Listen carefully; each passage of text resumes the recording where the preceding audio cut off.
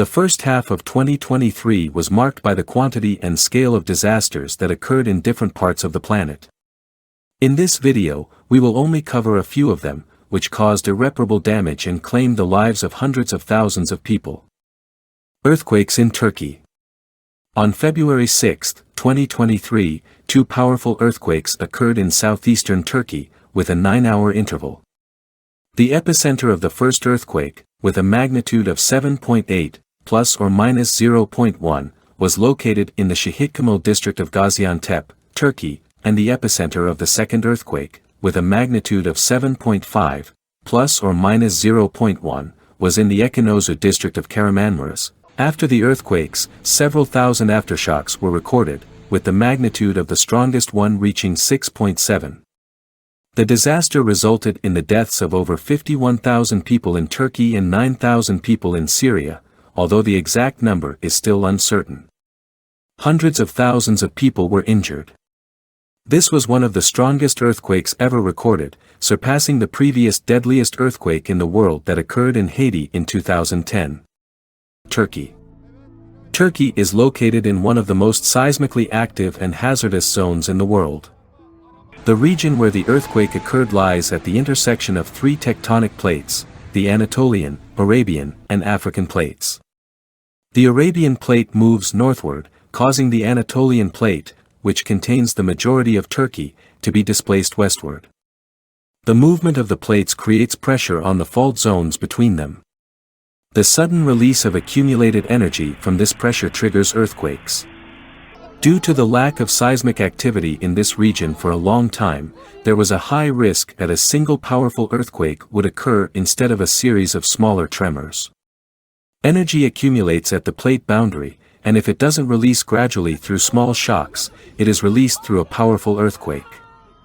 The first earthquake occurred in the Şehitkemal district of Gaziantep province near the border with Syria at 4:17 local time. Its magnitude was 7.8, making it one of the strongest in the world. The hypocenter of the earthquake was at a depth of 10 kilometers. The earthquake was felt in 11 Turkish provinces. On the same day, another powerful earthquake with a magnitude of 7.5 occurred in the Elbistan district of Kahramanmaraş province, Turkey. The hypocenter depth was 7.4 kilometers. Small tsunami waves were recorded off the coast of Famagusta, Cyprus. In 11 provinces of Turkey, 50,500 people died, and 107,204 were injured. The earthquake affected at least 15.73 million people and 4 million buildings.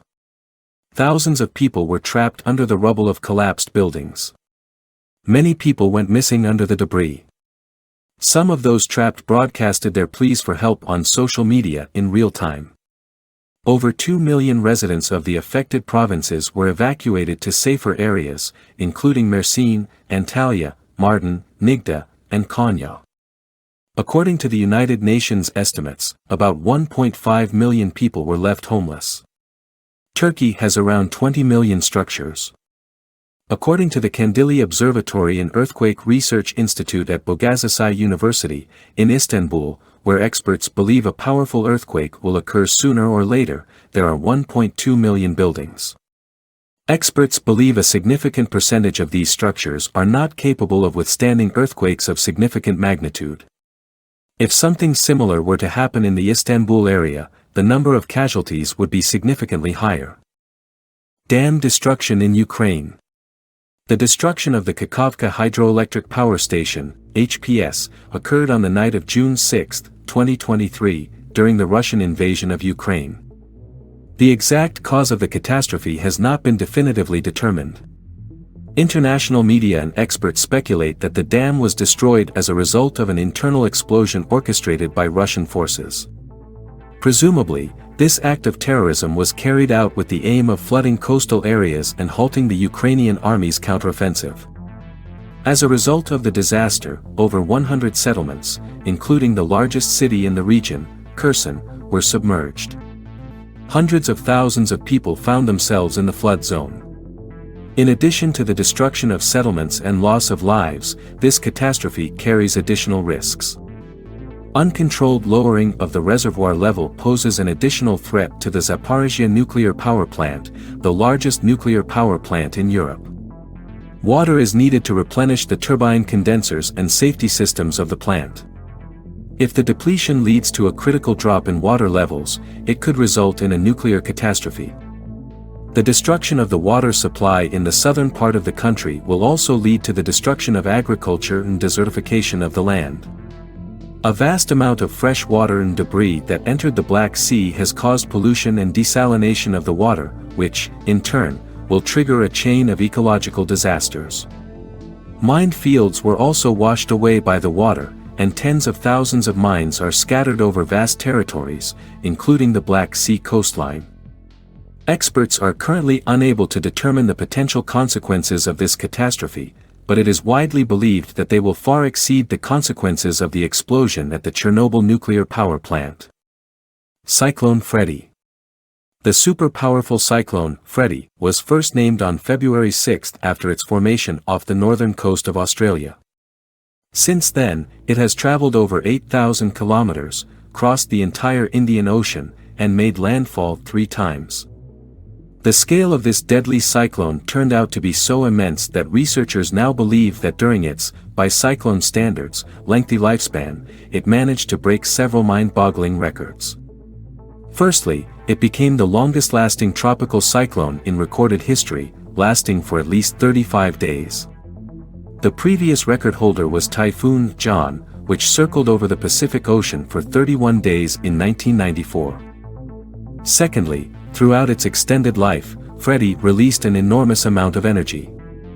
According to the National Oceanic and Atmospheric Administration, NOAA, by February 23, the cyclone already had an accumulated cyclone energy (ACE) index of 66, making it the most powerful cyclone ever observed in the southern hemisphere.